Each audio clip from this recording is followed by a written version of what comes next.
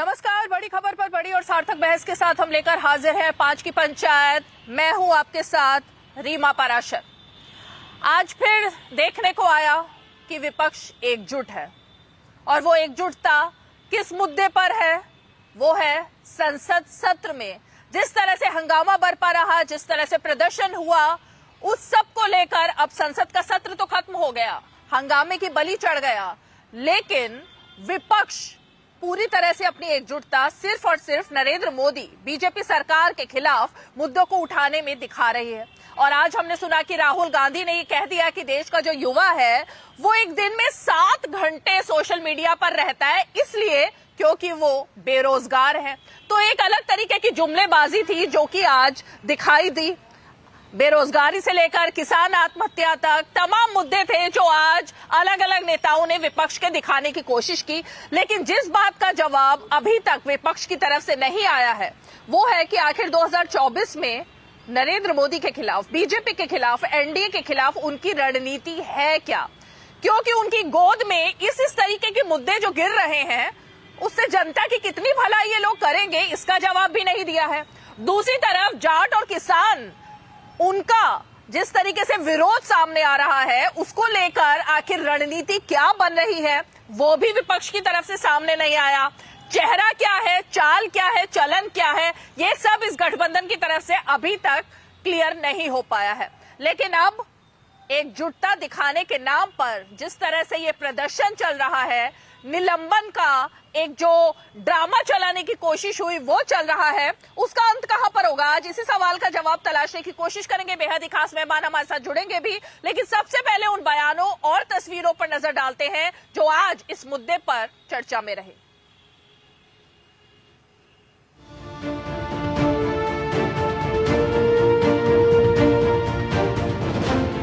इस बार तो हद पार कर दिया। एक व्यक्ति मिमिक्री करते हैं और एक नेशनल पार्टी के पूर्व अध्यक्ष उसका वीडियोग्राफी करते हैं। तो इसलिए most irresponsible behaviour Congress party is not responsible when they are in power and most irresponsible when they are opposition. सब ऑपोजिशन के नेता, ऑपोजिशन के कार्यकर्ता एक साथ खड़े हैं और आप बात समझिए, ये लड़ाई नफरत और मोहब्बत के बीच में लड़ाई है। लोकतंत्र की मां की हत्या हो गई है, अब लोकतंत्र की मां को पुनर्जीवित कर। जाट समुदाय का अपमान, किसान परिवार का अपमान, चेयरमैन राज्यसभा का अपमान, ये हमारे संविधान का अपमान, उपराष्ट्रपति जी का अपमान नहीं सहेगा हिंदुस्तान। और राहुल गांधी जी और कांग्रेस पार्टी और इंडिया अलायंस को जवाब देना होगा कि आखिरकार ये अपमान क्यों किया गया। हम तो तुम दबाने की कोशिश करते हो तो हम उठते हैं और देश को बचाने के लिए, संविधान को बचाने के लिए, लोकतंत्र को बचाने के लिए हम सब एक होकर लड़ रहे हैं। सबको निकाल दिया ना, तो क्या ये कौन सा लोकतंत्र है? ये क्या लोकतंत्र है? ये ठोक तंत्र से भी ऊपर बन गया आप ये लोग।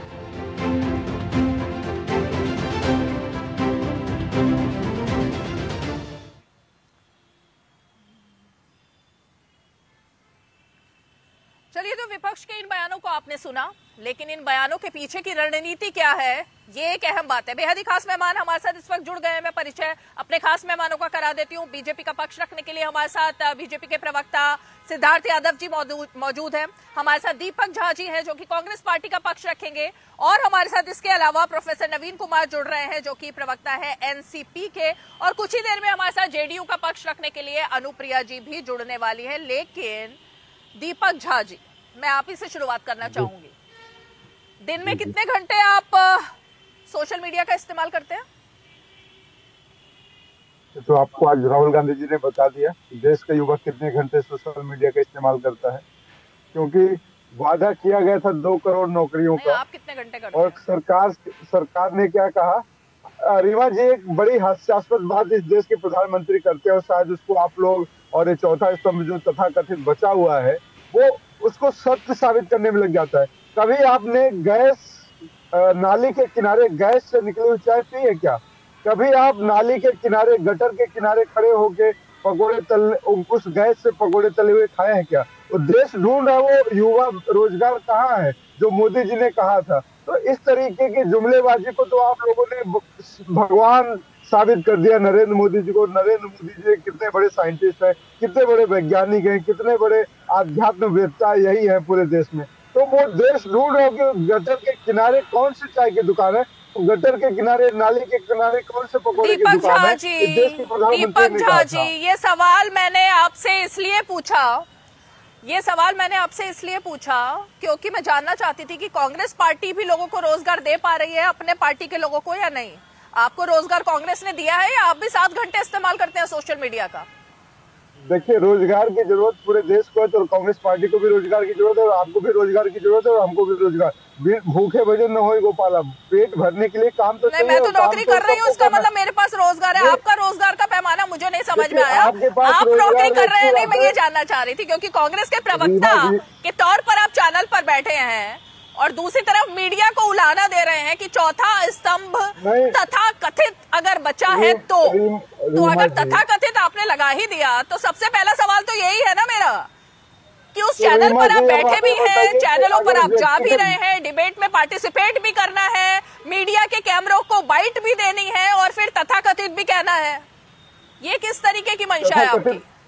देखिए, तथा हम नरेंद्र मोदी जी नहीं है बुलाएंगे और डंडा मार के बैठाएंगे और मुंह में डंडा हो भी नहीं सकते, बोलेंगे। उसके लिए नंबर लाने पड़ेंगे, सीटें लानी पड़ेंगी। सुनिए रीमा जी, हम वो व्यक्ति नहीं है, तानाशाही वाले लोग नहीं है जो कहें कि आम कैसे काटा जाता है, चूस के खाते हैं, आपके चेहरे पे चमक कैसी रहती है। जब प्रधानमंत्री से ऐसे सवाल पूछा जाता है तो तथाकथित तो हम कहेंगे ना इस मीडिया को। ये मीडिया नरेंद्र मोदी जी से पूछने के लिए कि नरेंद्र मोदी जी आप ये बताइए 2 करोड़ रोजगार देने के लिए आपने वादा किया था, आप युवाओं को रोजगार देने के लिए अच्छे दिन लाने के लिए बोला था। मनमोहन सिंह जी ने 8% पे छोड़ के गए थे इस देश की जीडीपी और तथाकथित प्रधानमंत्री नरेंद्र मोदी जी ने कितने परसेंट पे ला दिए हैं?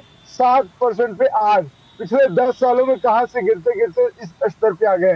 तो इस पे सवाल नहीं करेंगे आप। दीपक झा, आप क्या सिद्धार्थ यादव जी को मैं डिबेट में लेकर आना चाहूंगी। नहीं, मैं किस पर सवाल करूंगी नहीं करूंगी वो आप छोड़िए, वो आपका विषय नहीं है, वो आप मुझे नहीं समझाएंगे। मुझे किस पर सवाल करना है, आपको किस तरह राजनीति करनी है, जैसे मैं आपको नहीं समझा रही हूँ ऐसे आप मुझे नहीं समझाएंगे मुझे क्या सवाल करना है क्या नहीं करना। ठीक है सिद्धार्थ यादव जी, आप जरा जवाब दीजिए। 1 सेकेंड सिद्धार्थ यादव जी, मनोज झा जी ने जो आरोप लगाए हैं दीपक झा जी ने, उसका जवाब मैं आपसे चाहूंगी। देखिए रीमा जी, जवाब तो पूरा देश ही मांग रहा है कि कब तक राहुल जी ऐसी बचकानी बातें करते रहेंगे और पूरी कांग्रेस पार्टी पीछे लग जाएगी कि जो भी हमारे नेता ने बोल दिया। आंकड़ा आपके पास भी आया है क्या? शहजादे ने जो भी बोला, मैं बोलता हूं उस पर भी, जो शहजादे ने जो भी बोल दिया वो बोली हुई बात तो मतलब उसको साबित करने के लिए किसी भी हद तक चले जाएंगे। अब 7 घंटे 4 घंटे 5 घंटे सोशल मीडिया का यूज यूथ में बढ़ा है। इस बात पर अगर राहुल जी बोले तो वो बात ठीक होगी और ये बात एक सामाजिक, एक साइकोलॉजिकल बात, एक ऐसी बात है जिस पर देश को चिंता और जिसको मंथन करना चाहिए। पर ये हमारी बात नहीं है, ये देश की, ये दुनिया के बहुत से देशों के लिए है। हमसे आगे तो कोलंबिया है, हमसे आगे तो साउथ अफ्रीका है, हमसे आगे तो रशिया है, हमसे आगे तो फिलीपींस है। बहुत से देश ऐसे हैं जहां पर सोशल मीडिया का यूज बढ़ता जा रहा है।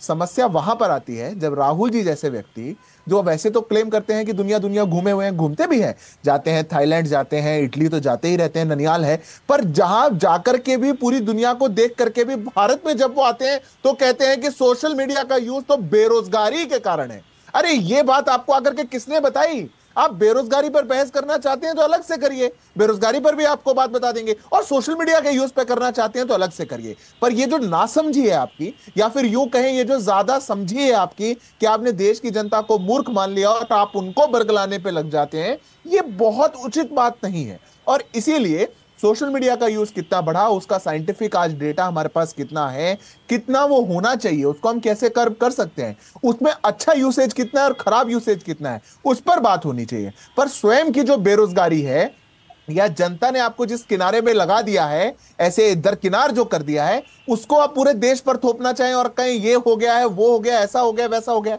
अभी दीपक जी बड़ी बड़ी बातें कर रहे थे, 7% हो गया, 8% हो गया। एक बार एक बहस राहुल जी को डिटेल्ड करनी चाहिए बेरोजगारी के ऊपर, और खड़े होकर के संसद में करनी चाहिए। हमारी पीरियोडिक लेबर फोर्स ऑर्गेनाइजेशन का क्या डेटा है, वास्तव में जो रोजगार ढूंढने वाले लोग हैं उनको कितनों को मिला और कितनों को नहीं मिला। और एक ऐसा जिसको ग्लोबल पैंडेमिक भी अनएम्प्लॉयमेंट को दुनिया में बोला जा रहा है, उसके बावजूद, कोविड देखने जैसे देश के बावजूद, हाईएस्ट यंगेस्ट पॉपुलेशन दुनिया की जिस देश में हो, वहां पर भी बेरोजगारी क्या कंट्रोल में है और कितने नए आयाम हमारे युवाओं को मिल रहे हैं, उस पर भी कभी राहुल जी को बोलना चाहिए। पर वो नहीं करेंगे। संसद से तो वॉकआउट कर जाएंगे, संसद से बाहर निकल जाएंगे, नहीं निकलेंगे तो टेबल पे चढ़ेंगे, नहीं निकलेंगे तो पोडियम पर चढ़ जाएंगे। जब आप जिस प्लेटफॉर्म्स पर जो बात करी जानी चाहिए वहां पर आप करते नहीं और आप बाहर निकल करके देश को बरगलाने का काम करते हैं, तो ये तो वही मानसिकता दिखाती है कि आपके जब नेता कहते हैं ना कि जो हमको वोट नहीं देता वो राक्षस है। एक की जनता को मूर्ख भी मत समझिए, राक्षस भी मत समझिए। आपसे विनती है कि कुछ सेंस की बात करिए, तब देश का युवा आपको सुनेगा। मैं लेकिन इस पर डिबेट जरूर करना चाहूंगी सिद्धार्थ जी, क्योंकि आपने कहा राहुल गांधी को करनी चाहिए। ये जो बेरोजगारी का मुद्दा है, एक वीडियो हमारे प्रोड्यूसर अभी प्ले करेंगे, वो वीडियो बहुत वायरल हो रहा है। मैं चाहूंगी राजीव से कि जरा वो वीडियो प्ले करें और फिर मैं जरा दीपक जी से उस वीडियो की असलियत जानना चाहूंगी, जिसमें कर्नाटक के मुख्यमंत्री और साथ में कैबिनेट मंत्री एक प्राइवेट जेट में बैठे हुए हैं और वो शायद चंदा ही मांगने जा रहे होंगे, क्योंकि कांग्रेस पार्टी ने कहा है कि देश से बेरोजगारी मिटानी है, देश से गरीबी मिटानी है, उसके लिए कुछ कुछ धनराशि जो है वो चंदे में दी जाए। ये जो जेट की तस्वीर आई है प्राइवेट जेट की, और उसको फोटो ऑप की तरह से इस्तेमाल किया गया है, जरा दीपक जी इस पर प्रकाश डालिए, फिर आगे बढ़ते हैं जरा बेरोजगारी पर। ये कौन सा चंदा मांगने के लिए प्राइवेट जेट में बैठ करके गए हैं मंत्री जी और खासकर सिद्धारमैया जी? रीमा जी, एक बात मैं आज बड़े स्पष्ट तौर से कह रहा हूँ, आप एक विशेष प्रोपोगेंडा के तहत सारी डिबेट करती हैं, इसलिए मैं आपका धन्यवाद देना चाहता हूँ। आप अपने मंसूबे में कामयाब होइए, भगवान आपको खूब कामयाबी दे। भाजपा के प्रवक्ताओं से आप वो सवाल नहीं करते जब मोदी जी प्राइवेट जेट पे अडानी के साथ चश्मा डाल के लिखते हुए फाइल, नकली फाइल लेके बैठते, आपने कभी सवाल नहीं किया। आपने भाजपा के शहजादे और नवाबजादे, यहाँ सिद्धार्थ यादव है, इनसे पूछे किसके नवाबजादे हैं, किसके शहजादे। मैं व्यक्तिगत कमेंट नहीं करना चाहता, लेकिन जब आप राहुल गांधी को शहजादा कहेंगे, आपको शर्म आनी चाहिए कि लोकतंत्र है और राहुल गांधी चुने हुए सांसद हैं। याद रखिएगा, चुने हुए सांसद है, उनको आप शहजादा कहेंगे तो पूछिए सिद्धार्थ यादव किस नेता के बेटे हैं, इनकी माता का क्या ओहदा है भाजपा के अंदर, पूछिए इनसे ये क्या हैसियत रखते हैं। ये अपने कर्तव्य से आगे, उनकी माता का नाम सुधा यादव है, लेकिन अभी तक देश में ऐसा कोई रूल नहीं बनाया है कि किसके परिवार से कौन आ सकता है, कौन नहीं आ सकता। रीमा जी, मेरे बारे में ऐसी बात नहीं है, 10 सेकंड लेना चाहूंगा। मैं रीमा जी 10 सेकंड लेना चाहूंगा, मेरा नाम लिया गया, मेरे बारे में ऐसी बात कही गई। प्राइवेट जेट से इतना मुख्यमंत्री प्राइवेट प्लेन में नहीं जाएगा। रीमा जी आप मेरे को 10 सेकंड दीजिए, मेरा नाम लिया गया, मेरे को 10 सेकंड दीजिए। पेचीदा मुद्दा था के मेरे को आप रीमा जी 10 सेकंड दीजिए, मैं 10 सेकंड इंटरवीन करना चाहूंगा, मैं माफी चाहूंगा, मैं 10 सेकंड इंटरवीन करना चाहूंगा, मैं उनकी बात मैं अब आप दीपक जी अब आपको बात करनी पड़ेगी। जवाब दे रहे दीपक झा, धैर्य रखिए दीपक झा, दीपक झा जवाब सुनिए, जवाब सुनिए दीपक जी, दीपक जी, दीपक जी, दीपक जी जवाब सुन लीजिए। आपने पर्सनल कमेंट किया ना, आपने पर्सनल कमेंट किया दीपक जी, दीपक जी, दीपक जी, दीपक जी धैर्य रखिए थोड़ा। सवाल पूछना मेरा काम है, जवाब देना आपका काम है। इतना बौखलाइए मत, इतना मत बौखलाइए, इतना गुस्सा मत कीजिए, इतना गुस्सा नहीं, इतना गुस्सा नहीं। सवाल चुभने वाले हैं, सवाल थोड़े चुभने वाले हैं, चुभने वाले सवाल है। रुकिए रुकिए, चुभने वाला सवाल है, रुकिए। दीपक जी को जरा रोकिए और सिद्धार्थ जी जरा जवाब देंगे। आपने जो पर्सनल कमेंट किया उसका जवाब सुनिए, जवाब सुनिए। मैं आपसे कहूंगा शालीनता से आप मेरा भी उत्तर सुनिए। आपने मेरे बारे में व्यक्तिगत कुछ कहा है, मैं आपको बताना पड़ेगा, जवाब दे रहा हूं। आप दीपक जी सुनिए तो बात, आप मुझे शहजादा बोल रहे हैं, आप मुझे नवाबजादा बोलना तो बता तो रहे हैं, वो सुन तो लीजिए।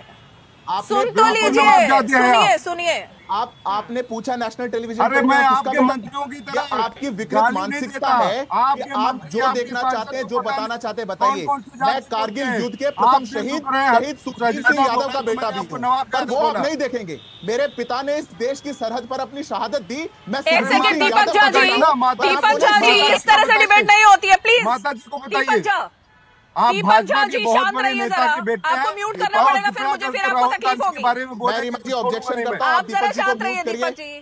दीपक जी, राहुल जी का नाम लेने से इतना क्यों बौखला गए आप? एक मिनट उनकी बात सुनिए, अरे आप राहुल जवाब जी सुनिए, से, फिर आपके अरे पास आऊंगी। राहुल जी इस से तरह नहीं, डिबेट सवाल होगी। आपको मोदी दीपक जी जी, से आप करना है। बदतमीजी आप से सवाल बोल रहे राहुल हैं, जी तो से बात करते हैं कि कीजिए। राहुल गांधी जी ने क्या भाषण दिया। हर दूसरे दिन इस शो में आते नरेंद्र हैं। मोदी जी से आप हर सवाल दूसरे दिन करिए इस शो कि में देश आते को हैं। इस तरह बताइए, आपको पता है मैं डिबेट संसद नहीं के करती हूँ। अंदर हमला कैसे दीपक होता झा है। जी, सभ्यता से बोल रही नरेंद्र हूँ मोदी जी आपसे। देश को ये बताएं कि सांसदों को एक आपको मैं मैंने रीमा जी, सभ्यता आप से इनको बोल म्यूट रही हूँ, करवाइए, मेरे को रुकिए अवसर जरा। दीजिए, बाहर नहीं निकला तो जाता ये है। इस तरीके रीमा से जी डिबेट जरा। नहीं हो सकती। है ना कि राहुल गांधी दीपक ने जी क्या को कहा म्यूट है कीजिए कि भाई। सोशल मीडिया पे 7 दीपक घंटे जी को बैठते हैं म्यूट कि 8 कीजिए। घंटे बैठते हैं। आप मुद्दे दीपक जी, क्रिएट आप करते हैं, बात मुद्दों मैं को करते अगर हैं, प्रोड्यूसर से क्रिएट आप रिक्वेस्ट करेंगे करूंगा, आप तो हम भी इनको जवाब म्यूट करिए। आप मेरे को दूसरों इस डिबेट को छोड़ने के लिए आप मुझे मेरे को दूसरों विवश भी करेंगे। मौका ऐसी देना है। डिबेट नहीं मुझे हो सकती। दूसरों को भी मौका देना है। दीपक झा मैं जी, रीमा जी इस तरह से मैं नहीं अपनी हो 10 सकता है। सेकंड में बात रखता हूं। मेरे बारे दीपक में झा को बड़ी म्यूट करना व्यक्तिगत पड़ेगा टिप्पणी मुझे। करी गई, और दीपक जी जिस बोलिए। प्रकार की अभद्रता डिबेट पे कर रहे हैं और वो चाह रहे हैं कि उसका जवाब भी ना मिले, मैं मानता हूं। नहीं, सवाल चुभने वाला था, इसलिए होना ही था ये।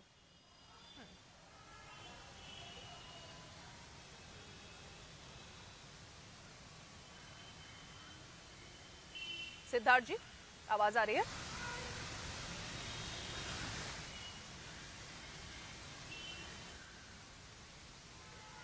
ऑडियो?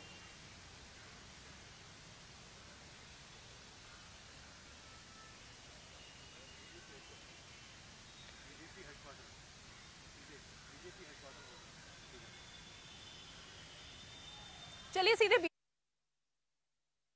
में आएंगे।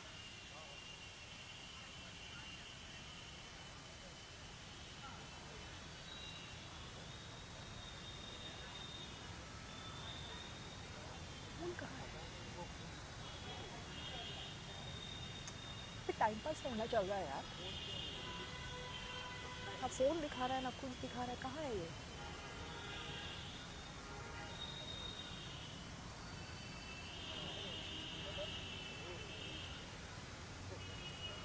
बुलाइए जरा।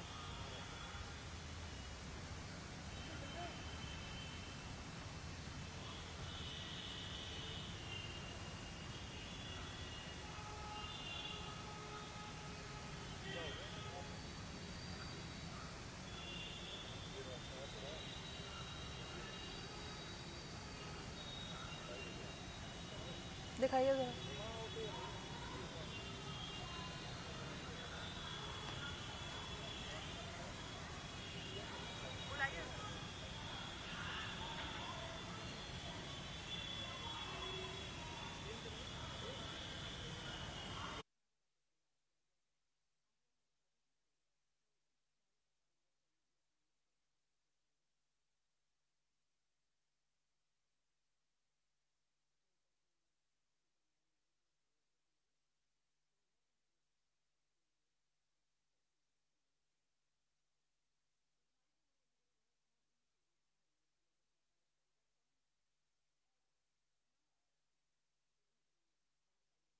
आगे की रणनीति बना शुरू होने वाली है, उसमें प्रधानमंत्री नरेंद्र मोदी सीधे पहुंचे हैं और बीजेपी अध्यक्ष जेपी नड्डा जी ने उनका स्वागत किया। और ये आप सीधी तस्वीरें बीजेपी मुख्यालय दिल्ली से इस वक्त देख रहे हैं, जहां पर कि प्रधानमंत्री नरेंद्र मोदी पदाधिकारियों की इस बैठक को संबोधित करने के लिए, और बीजेपी के तमाम बड़े नेता इस बैठक में मौजूद रहेंगे। पार्टी पदाधिकारी, केंद्रीय मंत्री इस बैठक में रहेंगे और प्रधानमंत्री नरेंद्र मोदी 2024 के लिए क्या रोड मैप है पार्टी का, उस बैठक को संबोधित करने के लिए इस वक्त सीधे दिल्ली में भाजपा के मुख्यालय पहुंचे हुए हैं। सीधी तस्वीरें बीजेपी मुख्यालय दिल्ली से इस वक्त देख रहे हैं, जहां पर कि प्रधानमंत्री नरेंद्र मोदी पदाधिकारियों की इस बैठक को संबोधित करने के लिए, और बीजेपी के तमाम बड़े नेता इस बैठक में मौजूद रहेंगे। पार्टी पदाधिकारी,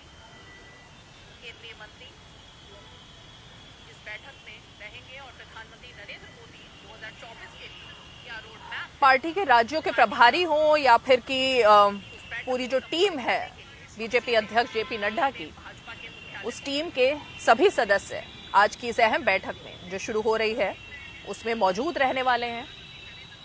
और कल ही संसद का सत्र खत्म हुआ है जिसमें विपक्ष की तरफ से काफी हंगामा रहा और आज भी कई तरीके के आरोप विपक्ष ने लगाने की कोशिश की है। जाहिर तौर पर सबकी निगाह इस बात पर लगी है कि प्रधानमंत्री नरेंद्र मोदी आज जब इस बैठक को संबोधित करेंगे तो पार्टी को क्या संदेश देने वाले हैं, और खासकर जिस तरह से विपक्ष की तरफ से सरकार पर हमला बोलने की कोशिश है। और इंडी गठबंधन की बैठक के बाद ये बैठक आज काफी अहम होने वाली है।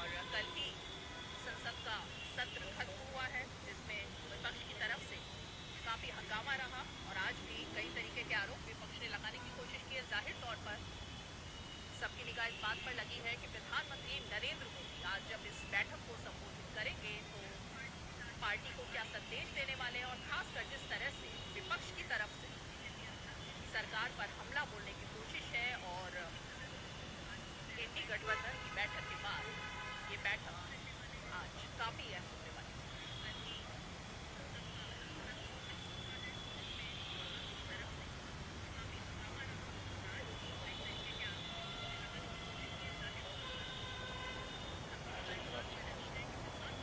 तो ये सीधी तस्वीरें राष्ट्रीय पदाधिकारियों की बैठक से पहले प्रधानमंत्री नरेंद्र मोदी का स्वागत करते हुए जेपी नड्डा जी।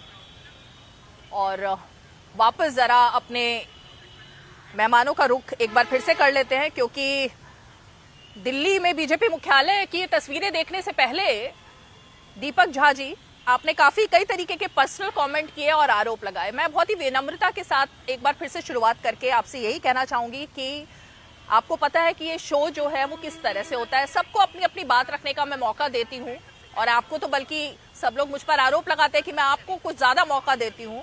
तो कम से कम थोड़ा सा धैर्य रखकर अगर आपने कोई एक कॉमेंट किया है या अपना पक्ष रखा है तो बीजेपी का या आपके सामने जो पार्टी है उसका भी आपको पक्ष सुनना पड़ेगा। और अब अगर आप बीच में इस तरह से डिस्टर्ब करेंगे तो ना ही दर्शक कुछ समझ पाएंगे, और एक तरीके से फिर चेहरा बेनकाब होगा कि आप सामने वाले को बोलने का मौका नहीं देते और फिर जो तोहमत है वो मीडिया पर रखी जाती है। अब मैं सिद्धार्थ जी को कहूंगी वो अपनी बात कंप्लीट करें और उसके बाद 2 और मेहमान रहेंगे, उनके पास में चलूंगी। सिद्धार्थ जी।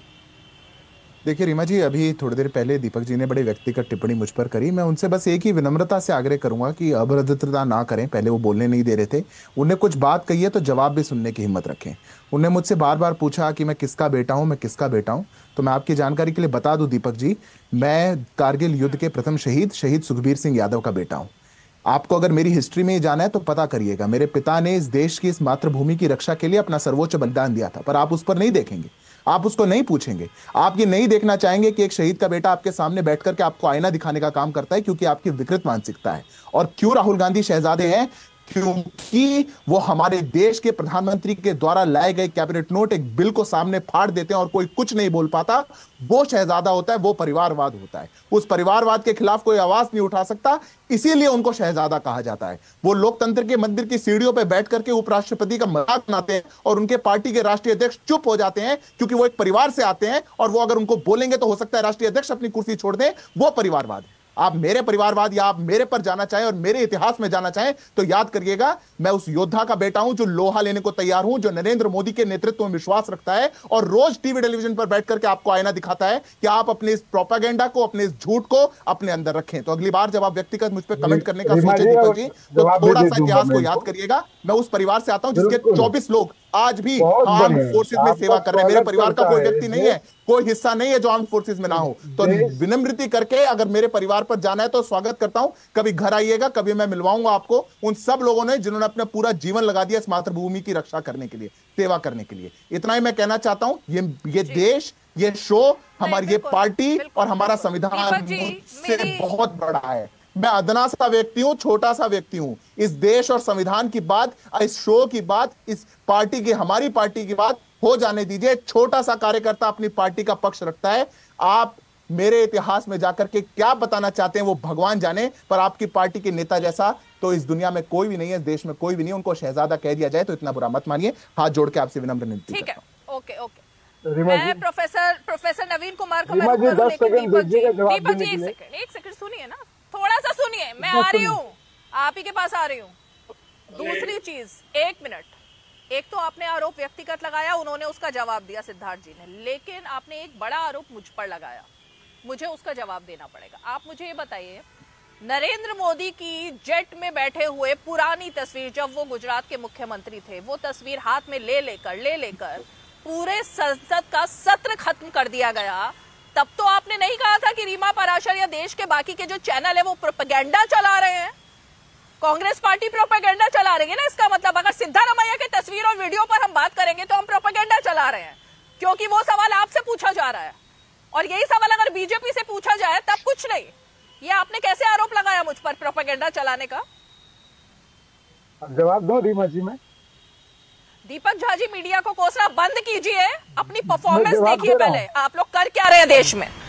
जवाब दूसरों को अपनी कमियों के लिए जिम्मेदार ठहराना बंद कीजिए। दीपक झा, जवाब दीजिए। रीमा जी, जवाब देता हूं। मैं पहले अपने भाई सिद्धार्थ यादव का जवाब दे देता हूं। अगर राहुल गांधी, इनको अपना इतिहास याद है, इनकी अपनी शहादत याद है। अरे भैया, मेरे को तो आप हाथ जोड़ के रुक जाइए, मैं बहुत अतना कार्य करता हूँ, बड़ा छोटा हूँ मैं, मेरी पार्टी, मेरा देश, मेरा संविधान बहुत बड़ा है।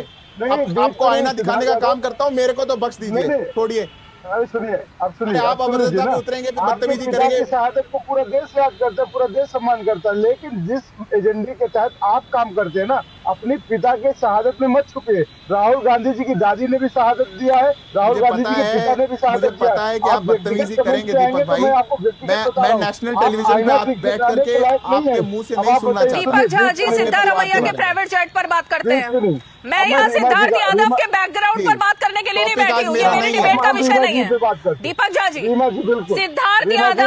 सिद्धार्थ यादव बीजेपी के एक प्रवक्ता है, वन ऑफ द प्रवक्ता, वो कोई बीजेपी के अध्यक्ष नहीं है राहुल गांधी की तरह पूर्व अध्यक्ष, या कि वो बीजेपी के सर्वोच्च नेता नहीं है जिनके ऊपर चुनाव लड़ा जाएगा। वो एक पार्टी के प्रवक्ता है, वो पार्टी का पक्ष रखने के लिए चैनल पर आए हैं। इसलिए कृपा करके दीपक जी, मैं आपका बैकग्राउंड पर बात नहीं कर रही, कृपा करके जरा टॉपिक पर आइए। सिद्धारमैया के प्राइवेट जेट पर बात क्यों नहीं होनी चाहिए? मैं कर रहा हूँ, बात वही कर रहा हूँ। मैं बात ये कहता हूँ, जब राहुल गांधी के ऊपर आप व्यक्तिगत हमले करेंगे तो आपके ऊपर व्यक्तिगत हमले होंगे। अब बात करते हैं सिद्धारमैया के प्राइवेट जेट की। प्राइवेट जेट, आप इंक्वायरी कराइए ना कि प्राइवेट जेट सरकार का है या प्राइवेट कंपनी से लिया हुआ है। आप इनकम टैक्स से जांच लीजिए कि कितना किराए पे लिया गया था। ये मोदी जी के पास तो ईडी है, सीबीआई है, इनकम टैक्स है, तो 1 सेकंड में पता चल जाएगा ये सरकारी जेट है या प्राइवेट जेट है, ये भी पता चल जाएगा। देश को आप ही बता दीजिएगा फिर रीमा जी।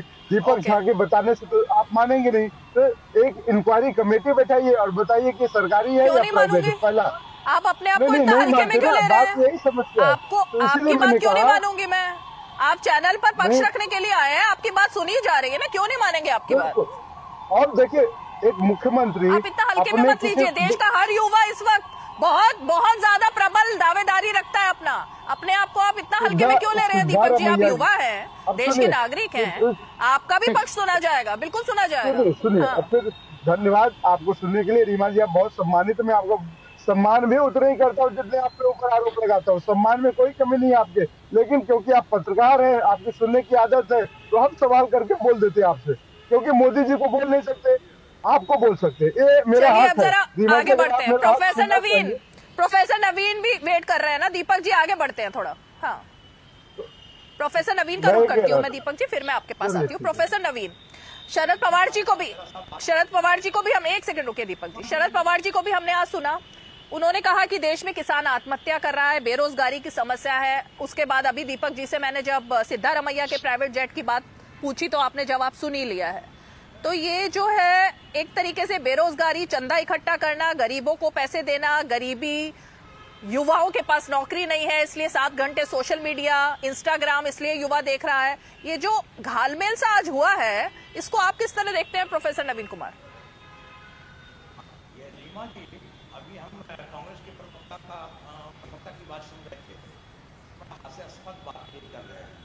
अब देखिए, व्यक्तिगत बातें क्यों रही है, किनके बारे में वो बताना चाहते हैं। एक्चुअली ये 3-4 स्टेट में जो रिजल्ट इनका वर्ष हुआ, उसको ढकने के लिए वह व्यक्ति जिनका नाम हम दोहराना नहीं चाहते हैं, फिर ये कहेंगे व्यक्तिगत आक्षेप लगा रहे हैं। इन्होंने क्या किया? हार का कारण इनको पता नहीं है, ये क्यों हारे हैं, उसी व्यक्ति के कारण हारे हैं। उस व्यक्ति ने आज से 2 महीना पहले हमास आतंक को के प्रति इन्होंने सहानुभूति व्यक्त की थी।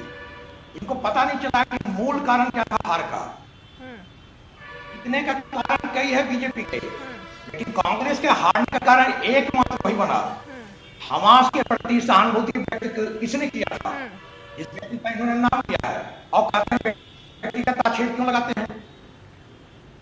वह जबकि भारत की सरकार ने, आदरणीय नरेंद्र मोदी जी ने खुले तौर पर हमास के आतंकवादी कार्रवाई की भर्त्सना कर चुके थे। आप समझने की कोशिश कीजिए, भारत की जो नीति है वो आतंकवाद, अलगाववाद के प्रति भी एकदम साफ है, उसको टॉलरेट नहीं किया जाएगा। और यह भी सही है कि नरेंद्र मोदी ने मानवीय आधार पर जो हक का हनन होता है उसका भी पक्ष नहीं है, उनका भी विरोध उन्होंने किया। तो अवैध रूप से कब्जा कुछ लोगों ने कर रखा है, चाहे वो फिलीपाइंस की बात ही क्यों न हो, उन्होंने खुलकर उनका विरोध किया, ये भी नहीं होना चाहिए। लेकिन आतंकवाद का उन्होंने समर्थन करके कांग्रेस ने ये पूरा 3 स्टेट लूज किया। वह व्यक्ति का है कमाल, क्या जादू है, अपने लिए हितकारी नहीं है, बीजेपी के लिए हितकारी बन गया हुआ आदमी। अब कहते हैं उन पर नहीं बोलिए, क्यों नहीं बोलिए? आप वीडियोग्राफी क्यों कर रहे थे? मिमिक्री का वीडियोग्राफी कौन कर रहा था? आप कर रहे थे, हम कर रहे थे। वीडियोग्राफी ये बच्चों का खेल है। उपराष्ट्रपति की पद की गरिमा इन्हें पता नहीं है, फिर सांसद किसे बने हुए हैं? आप थोड़ी चीजों को इस तरह से। प्रोफेसर नवीन, आपकी थोड़ी सी ऑडियो में प्रॉब्लम आ रही है। प्रोफेसर नवीन, आपके ऑडियो में थोड़ी दिक्कत है, मैं आती हूँ आपके पास दोबारा से। लेकिन अनुप्रिया जी भी अब हमारे साथ जुड़ चुकी हैं। अनुप्रिया जी, मैं आप ही का रुख करना चाहूंगी, क्योंकि आज दिलचस्प बात यह है कि प्रोफेसर नवीन को छोड़ दें तो बाकी के 3 हमारे जो मेहमान हैं वो, वैसे मैं प्रोफेसर नवीन, मैं ये नहीं कह रही हूँ आप युवा नहीं है, लेकिन बाकियों से ज्यादा आपकी उम्र है। तो ये जो युवाओं को इंस्टाग्राम, सोशल मीडिया और खासकर एक्स पर जो युवा रहते हैं, अनुप्रिया जी मुझे ये बताइए कि जब वीडियोग्राफी बनाई जा रही थी राहुल गांधी की तरफ से, तो वो किसी पर्पज से ही हो रही होगी ना, इंस्टा पर डालने के लिए या एक्स पर डालने के लिए, ट्विटर पर, तो युवा देखें इसीलिए हो रही थी। तो क्या उन युवाओं के लिए वो काम कर रहे थे या खुद वो बेरोजगार है? मैं ये नहीं समझ पाई आज उनके स्टेटमेंट के बाद। बीजेपी हेडक्वार्टर के अंदर के शॉट्स।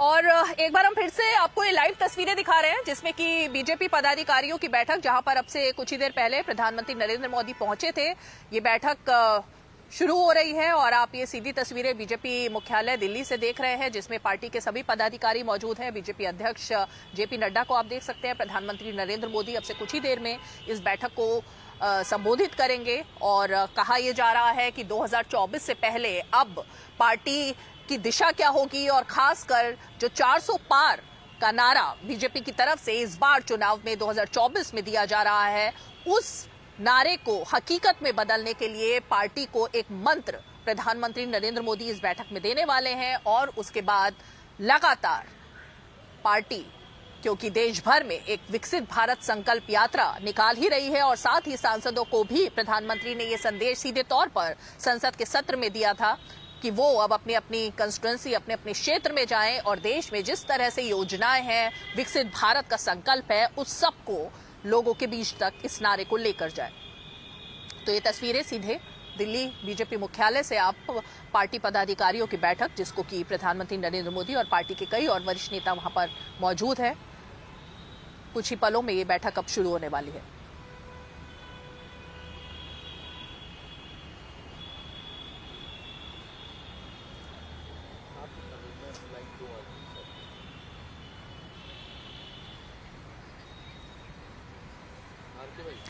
और प्रधानमंत्री नरेंद्र मोदी, डॉक्टर श्यामा प्रसाद मुखर्जी और पंडित दीनदयाल उपाध्याय, इनकी तस्वीरों पर फूलमाला चढ़ाते हुए, उनके साथ में बीजेपी अध्यक्ष जेपी नड्डा भी आप देख रहे हैं।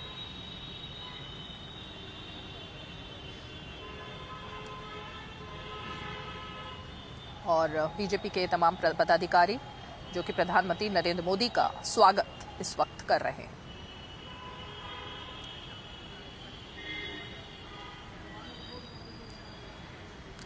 तो एक तरफ बीजेपी पूरी तरह से 2024 की तैयारियों में जुट गई है। लगातार प्रधानमंत्री नरेंद्र मोदी पार्टी के अलग अलग पदाधिकारियों को, नेताओं को संबोधित कर रहे हैं, लेकिन दूसरी तरफ विपक्षी गठबंधन जिसकी तस्वीरें भी साफ हैं, वहां पर अभी दिशा, दशा और रणनीति उसका फिलहाल अभाव सा ही दिखाई दे रहा है। चलिए एक बार फिर से जरा अपने मेहमानों का रुख करते हैं और ब्रेक पर इन तस्वीरों पर जाने से पहले अनुप्रिया जी, मैं आपके पास एक सवाल लेकर आई थी।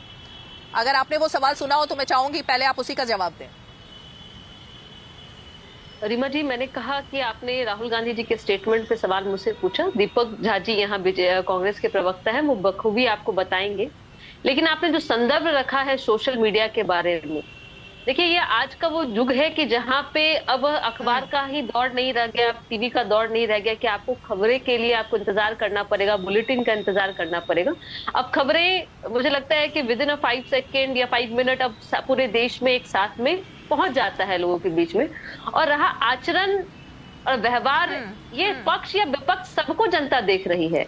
मुझसे पहले वक्ता भी बोल रहे थे कि मिमिक्री अगर किन्होंने की, जबकि मैंने आपके चैनल पे भी कहा है कि इसका मैं खंडन करती हूँ और मैं कहीं से भी सराहना नहीं करती हूँ। किसी को भी ऐसा नहीं करना चाहिए, हर पद की गरिमा होती है। लेकिन सदन के अंदर और सदन के बाहर किसी भी नेता के द्वारा किए गए आचरण का हर युवा देख रहा है कि आखिर हमारा जो भविष्य है इनके हाथों में है, जो बैठ के संसद भवन में दूसरे सांसद को गाली दे रहे हैं, पीछे बैठ करके हमारे पूर्व के कानून मंत्री रविशंकर प्रसाद जी मुस्कुरा रहे हैं, या सदन के बाहर में हमारे उपराष्ट्रपति की मिमिक्री हो रही है और उसको रिकॉर्ड किया जा रहा है। हर चीज युवा देख रहा है।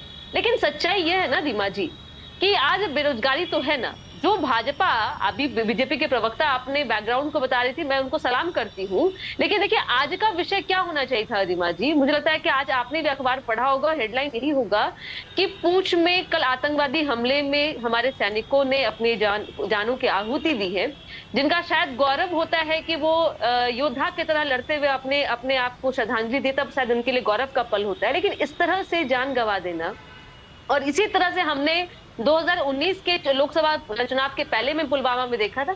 तो इसकी सुरक्षा की बात अगर संसद भवन में लोग पूछे, और संसद भवन में 13 दिसंबर को जिस तरह की घटना हुई उस घटना के बारे में अगर पूछे, तो युवा क्या गलत पूछ रहा है? युवा तो पूछेगा ना। और युवा तक में अगर हमें संदेश पहुंचाना है तो कई माध्यम है कि आप अखबार और टेलीविजन का इंतजार ना करें। एक्स है हमारे पास में, ट्विटर से हमारे पास में, हम इंस्टाग्राम है, फेसबुक है। लेकिन जो युवाओं से वादा किया गया था 2014 के पहले रीमा जी कि हर वर्ष 2 करोड़ रोजगार देंगे, आप भी तो मुझे लगता है साक्ष्य थी 2014 के चुनाव। आप भी मुझे बता दीजिए, शायद सिद्धार्थ जी मुझे बहुत घुमाएंगे आंकड़ों में कि हर वर्ष 2 करोड़ रोजगार का क्या हुआ, किसानों की आय दुगनी का क्या हुआ। आपने कहा था कि भाई हम हर घर पक्का घर कर देंगे, आपने डेटा जो दिया वो कंप्लीट नहीं है। आपकी कई योजनाएं हैं जिसमें आप में फर्जी साबित हुआ है, जहां पे घोटाला हुआ है। लेकिन आप इन बातों को मुद्दे से हटा के रीमा जी, मैं आपसे कम से कम आपसे तो उम्मीद कर सकती थी कि आज बहुत ही गंभीर विषय यह था कि जो कल आतंकवादी हमले में हमारे सैनिक मारे गए, इसकी जिम्मेदारी कौन लेगी? क्या हम लोग आतंकवादियों के ऊपर बस लगा के कि इस तरह के लोग हैं या वो करते हैं, इसका हम लोग पर्दा डाल दें? क्या देश की जनता या देश का युवा यह जानना नहीं चाहेगा कि जो 56 इंच के सीने वाले मोदी जी की सरकार थी, जिन्होंने कहा था कि मोदी है तो मुमकिन है कि किसी की हिम्मत नहीं होगी, लेकिन हिम्मत हो रही है ना रीमा जी, हो रही है ना। और युवा सच में बेरोजगार है, तब तो वो आप ये तो डेटा देखने की चीज है। बीजेपी के नेता करवा ले, बहुत सारे सर्वेक्षण कराते हैं, वो देख ले कि युवा कितने बेरोजगार हैं और क्या कर रहे हैं, उनका ज्यादा समय कहाँ व्यतीत हो रहा है। तो सिद्धार्थ जी, आप सेना के परिवार से जरा अनुप्रिया जी, आपका जवाब मैं आ रही हूँ। अनुप्रिया जी, आपका जवाब लेने के लिए मैं सिद्धार्थ जी के पास जाऊंगी, लेकिन क्योंकि आपने कहा कि आज इस मुद्दे पर डिबेट होनी चाहिए थी, तो शहादत जो है, सैनिकों की शहादत, उसको सब सलाम करते हैं और उसी की वजह से हम लोग अपने अपने घरों में सुरक्षित रह पाते हैं, देश में सुरक्षित रह पाते हैं। वो मुद्दा मेरे लिए राजनीति का मुद्दा नहीं है और मेरे ख्याल से आपके लिए भी नहीं होगा, किसी के लिए भी वो राजनीति का मुद्दा नहीं होना चाहिए। सरकार से बिल्कुल इस पर सवाल होना चाहिए, लेकिन उसका एक फोरम होना चाहिए। कम से कम हम बाहरी ताकतों के हाथों में तो नहीं अपने देश की सुरक्षा पर बहस को एक मुद्दा दे सकते हैं ना। इसीलिए ये चैनल पर डिबेट का मुद्दा नहीं होना चाहिए। अनुप्रिया जी, अगर आपको सवाल करना है सरकार से, उसका फोरम है, सरकार से सीधे सवाल कीजिए। और इसीलिए ये मुद्दा उठता है कि संसद का सत्र इसीलिए बुलाया जाता है कि वहां पर मुद्दों पर बहस हो, सवाल हो, जवाब हो। लेकिन प्लेकार्ड लेकर के अगर सिर्फ हंगामा ही बर्पा करना है तो फिर कैसे काम होगा? सवाल तो ये था ना। सिद्धार्थ यादव जी से मैं इस पर जवाब लूंगी जरा आपकी बात पर। रीमा जी थोड़ा सा मैं रिप्लाई कर दूं। मैं कुछ बोलूं, उसके सिद्धार्थ जी जवाब दे देंगे। मैं बोल लूं रीमा जी? नहीं, आपने, हाँ बोलिए। मैं बोलूं? बहुत धन्यवाद कि आपने मुझे बताया कि कौन सा फोरम होना चाहिए, लेकिन मैंने कहा कि विषय होनी चाहिए थी जहां पे, और कभी भी हम सेना के शहादत पे, और हमें पता है कि उनके सेना के शहादत से ही हम सुरक्षित हैं, चाहे हम देश के किसी भी कोने में हो। मैं उनके शहादत को सलाम करती हूँ, श्रद्धांजलि मैं अर्पित करती हूँ। लेकिन आपने, बहुत धन्यवाद आपको कि आपने मुझे बताया कि किस प्लेटफॉर्म का इस्तेमाल होना चाहिए। तो रीमा जी, शायद 144 जो सांसद हमारे आज निलंबित है वह इसलिए है कि उन्होंने पूछा कि हमारे संसद भवन, ये जो हमारे लोकतंत्र का सबसे बड़ा मंदिर है, वह सुरक्षित नहीं है। इसी का जवाब सरकार से मांग रही थी और इसीलिए उनको अनुशासनहीनता के नाम पे उनको संसद से बाहर कर दिया गया। तो आप बताइए कौन सा जगह रह गया है? तो ठीक है, हम विपक्ष में हैं, हमारी तो लड़ाई ही चलेगी सड़क से संसद तक। सड़क पे हम जरूर मिलेंगे आपसे, सड़क पे जरूर हम आपसे भिड़ेंगे। ठीक है, सिद्धार्थ यादव जी जवाब देंगे। सिद्धार्थ यादव जी, हर फोरम पे दिलाएंगे। देखिए रीमा जी, 3 बातें अभी बड़ी बड़ी अनुप्रिया जी, सिद्धार्थ यादव जी इसका जवाब देंगे, क्योंकि राहुल गांधी ने, सिद्धार्थ यादव जी मैं इसमें जोड़ दूं एक बात, सिद्धार्थ जी एक बात जोड़ दूं। राहुल गांधी ने आज जब स्पीच दी ना धरने पर, तो उन्होंने कहा कि बीजेपी के सांसद तो उनकी हवा निकल गई थी और वो भाग गए थे वहां से। जो बचे थे वो राहुल गांधी और कुछ विपक्ष के नेता थे। तो ये दोनों का जरा जवाब दीजिए आप। देखिए रीमा जी, 3 बातें मोटी मोटी अभी अनुप्रिया जी ने कही, उनका भी मैं जवाब देता हूं, जो आपने बात कही उसका भी मैं जवाब देता हूं।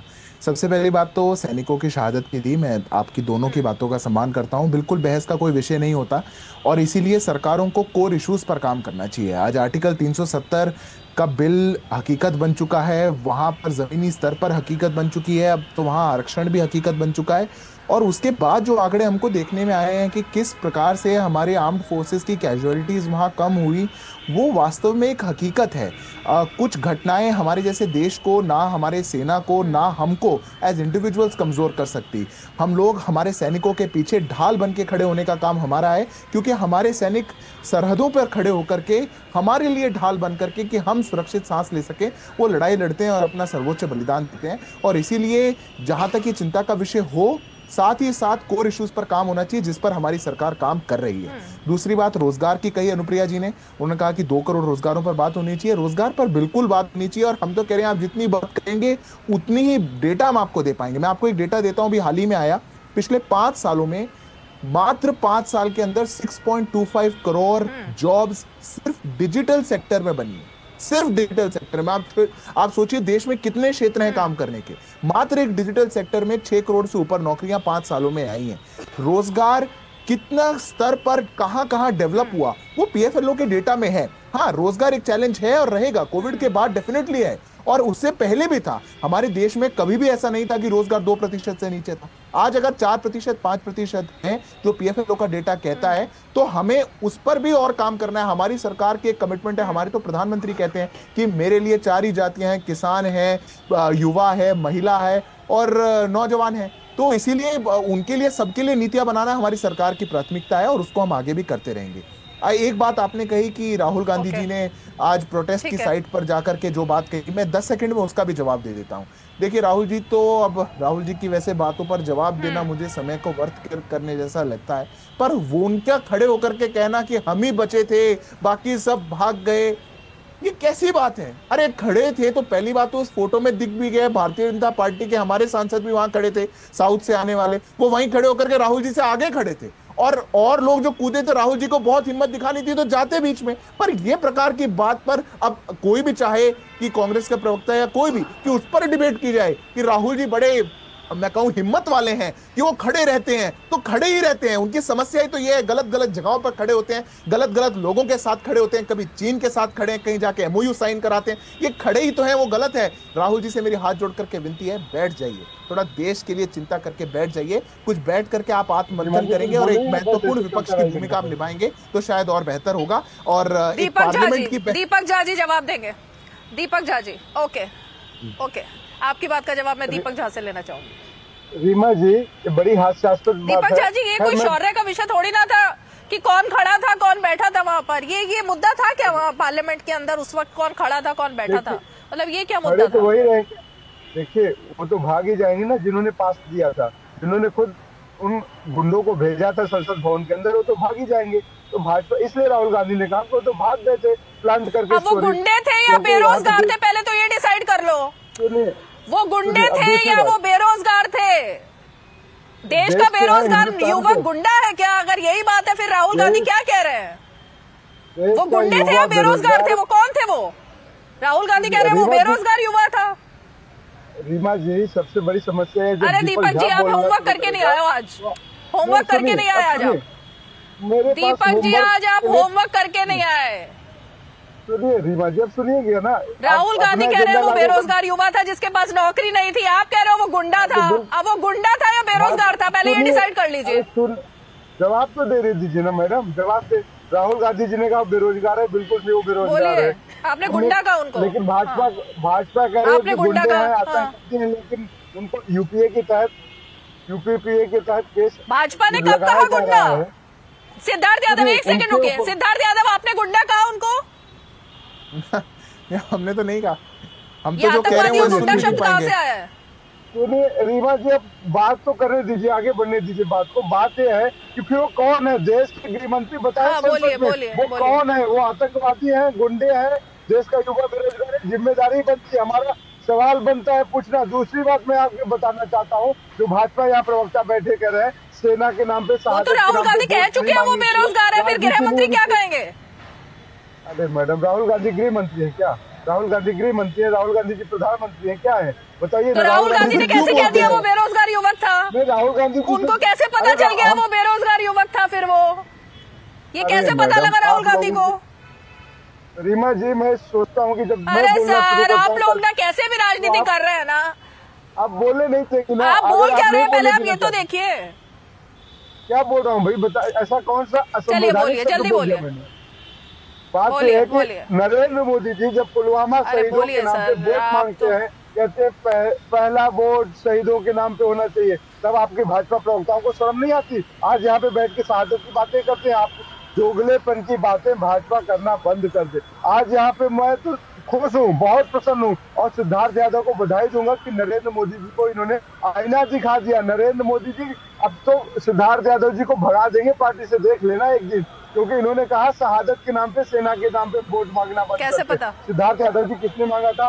दूसरी बात, नरेंद्र मोदी जी कहते हैं 4 जातियां हैं, तो फिर आपके उपराष्ट्रपति राहुल जी आपको कहीं नहीं भगाएंगे, क्योंकि राहुल जी को अपने ऐसे लोग बहुत अच्छे लगते हैं, वो उनकी मंडली ऐसी रहेगी, आपको साथ रखेंगे। आप एक एंटरटेनमेंट का सोर्स है पूरे देश के लिए, आप एंटरटेन करते रहिए, बहुत बढ़िया। राजनीति अलग है, एंटरटेनमेंट अलग है। दीपक जी, आप एंटरटेनर हैं, बहुत बढ़िया, करते रहिए देश में।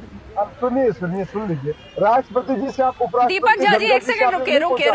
जाति के नाम पे क्यों रोना शुरू करते हैं? किसान के नाम पे क्यों रोना शुरू करते हैं? रुकिए एक मिनट। देश के दीपक जी के पास जवाब नहीं है तो ये लैंग्वेज ठीक नहीं है, ये लैंग्वेज ठीक नहीं है, ये भाषा ठीक नहीं है। उपराष्ट्रपति के लिए ये भाषा ठीक नहीं है, ये भाषा ठीक नहीं है आपकी। दीपक झा रोना शुरू कर दिया उपराष्ट्रपति ने, ये भाषा ठीक नहीं है आपकी। आप ये भाषा रीमा जी, आपको विचार करना चाहिए कि दीपक जी ऐसी स्टेज पर रहे या नहीं रहे। नहीं, ये बहुत गलत बोल रहे हैं आप, बहुत असभ्य भाषा का इस्तेमाल किया आपने उपराष्ट्रपति के लिए। आप लोगों को बिल्कुल भी नहीं लग रहा है कि आप किस पद पर बैठे हुए इंसान के लिए क्या बात कर रहे हैं। उपराष्ट्रपति ने जात के नाम पर रोना शुरू कर दिया, ये किस तरीके की बात हो रही है? एक सेकेंड अनुप्रिया जी, एक मिनट रुकिए। रीमा जी, बहुत अभी बेहूदगी के सारे स्तर पार हो चुके हैं। मैं आग्रह करूंगा दीपक जी को डिबेट से हटाया जाए। अनुप्रिया जी, म्यूट कीजिए इनको, दीपक झा को। दीपक झा दीपक झा जी, ये संसद नहीं है, ये मेरा शो है। यहाँ पर इस तरीके की असभ्य भाषा का आप इस्तेमाल नहीं करेंगे उपराष्ट्रपति के लिए। रीमा जी, या तो अभी माफी मांगे दीपक जी, नहीं तो उनको डिबेट से हटाया जाए। मैं आग्रह करता हूँ आपसे, जो दीपक झा आपके शो पर हुआ है वो या तो माफी मांगे या उनको शो से हटाया जाए। इस्तेमाल हो रहा है दीपक झा। दीपक झा जी बोलिए। आगे भेजा है, हमने चुना और हम उनसे सवाल करेंगे। हम जाके मोदी से नहीं करेंगे, नरेंद्र मोदी उपराष्ट्रपति ने या तो माफी मांगे, नहीं तो रीमा जी उनको शो से हटाइए। आप शब्द वापस ले रहे हैं या आपको म्यूट करूं मैं? माफी नहीं दीपक झा, नहीं नहीं, ये तरीका ठीक नहीं है आपका। आप माफी मांगिए पहले। हमारे देश जनता, आप माफी मांगिए। उपराष्ट्रपति के बारे में इस तरीके क्या, इनको म्यूट कीजिए, इनको म्यूट कीजिए। यहाँ पे कमेंट्री नहीं करने दूंगी मैं। ये दीपक जी डीडी न्यूज जैसे चैनल पे बैठ कर ऐसी बेखुदगी की बात करेंगे और फिर भी अगर वो माफी नहीं मांगते और शो में रहते हैं, रीमा जी बहुत गलत है। मैं आग्रह करूंगा या तो उनको शो से हटाया जाए या वो माफी मांगे, एक ही काम हो सकता है इसमें। उनने ऐसी बात कही, आपने उसको ऑब्जेक्ट भी किया, उसके बावजूद वो माफी मांग रहे हैं, ये बहुत गलत है। सुन लिया दीपक झा जी, सुन लिया आपने, माफी मांग रहे हैं आप अपने शब्द वापस ले रहे हैं। रोजगार देंगे क्योंकि ये रिकॉर्ड कर लिया। और जिस सोशल मीडिया की बात कर रहे हैं ना राहुल गांधी, ये लगातार ये सोशल मीडिया पर चलाऊंगी आज मैं आपकी इस बाइट को। नरेंद्र मोदी से माफी मांगे मणिपुर के बच्चों से। आप माफी मांगेंगे या नहीं? इनको हटाइए शो से, इनको म्यूट कीजिए। दीपक झा को म्यूट कीजिए। चलिए दीपक झा को म्यूट कीजिए। अनुप्रिया जी, आप भी इस तरह के शब्दों के साथ खड़ी हैं क्या जो आपके अलाई ने बोले हैं कांग्रेस के प्रवक्ता दीपक झा ने उपराष्ट्रपति के लिए? अनुप्रिया जी।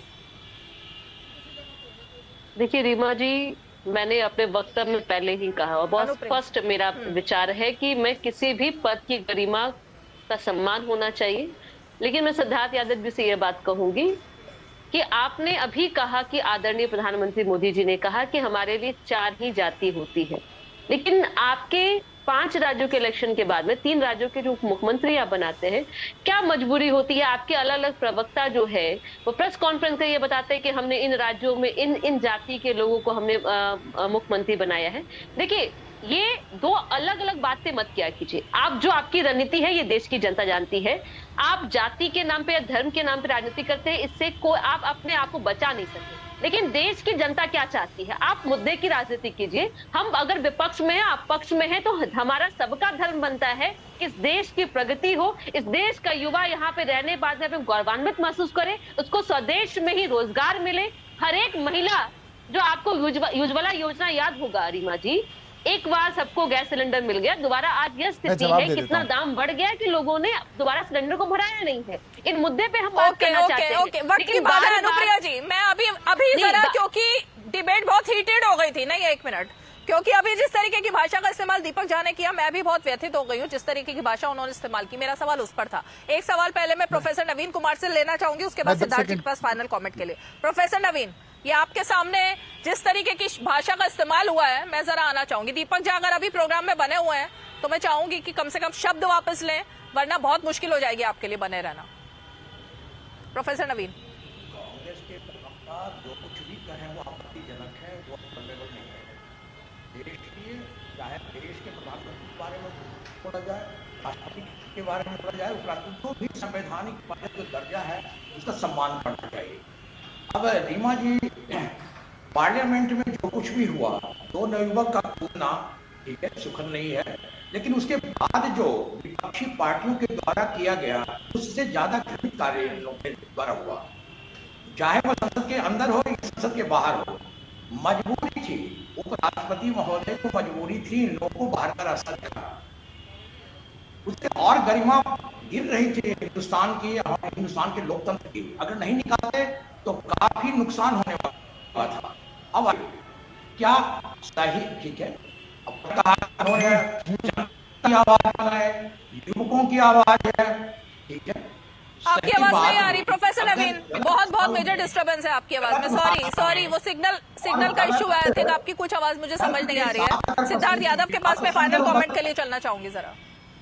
मैं रीमा जी आज बड़ी पीड़ा के साथ आपके शो पर कहना चाहता हूं कि डीडी जैसे चैनल और स्पेशली आपके शो पर जिस प्रकार की बात अभी कांग्रेस के प्रवक्ता ने हमारे देश के उपराष्ट्रपति के बारे में कही है, और उसके बाद जिस गाड़ी में वो बैठे हुए हैं, वो साथ के बैठे हुए व्यक्ति को देख करके मुस्कुरा रहे हैं ऑन लाइव टेलीविजन, 1% का उनको रिमोर्स नहीं है। मैं मानता हूं कि इससे ज्यादा दुखद कुछ हो नहीं सकता।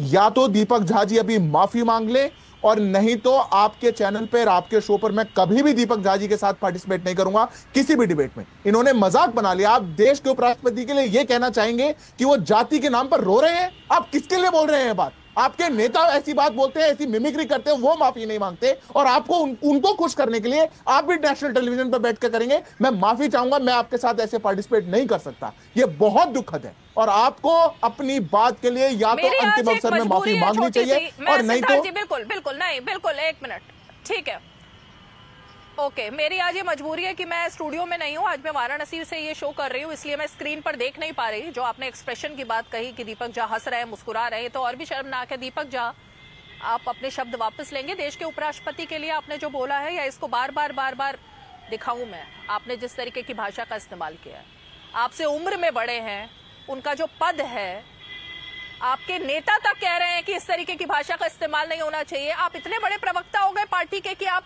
उपराष्ट्रपति के लिए इस तरीके की भाषा बोल देंगे और फिर मुस्कुराएंगे? मैं देख नहीं पा रही हूँ आपको कि आप मुस्कुरा रहे हैं। नरेंद्र मोदी जी माफी मांगे देश के किसानों से। जगदीप धनखड़ जी आप माफी मांग रहे हैं उपराष्ट्रपति से या नहीं?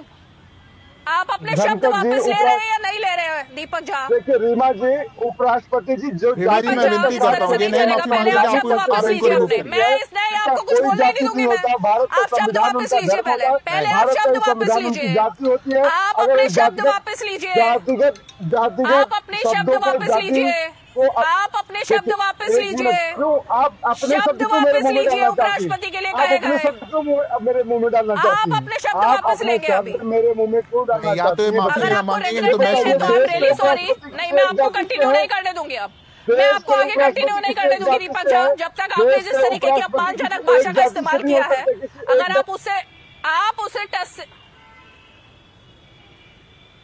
से मस नहीं हो रहे अगर अपनी भाषा से, तो सॉरी, मैं आपको और कंटिन्यू नहीं कर पाऊंगी। I am really sorry. चलिए, बहुत बहुत शुक्रिया, आप सभी खास मेहमान हमारे साथ जुड़े, और इसीलिए राजनीति कीजिए, जमकर कीजिए। और आप राजनेता इसीलिए बने हैं, राजनीति करने के लिए, लेकिन कम से कम संवैधानिक संस्थाओं, पदों का और इंसानों का, और खासकर उन पदों का सम्मान करना पहले सीख लीजिए जिनके बारे में जनता आदर पूर्वक देखती है और आदर पूर्वक बात करती है।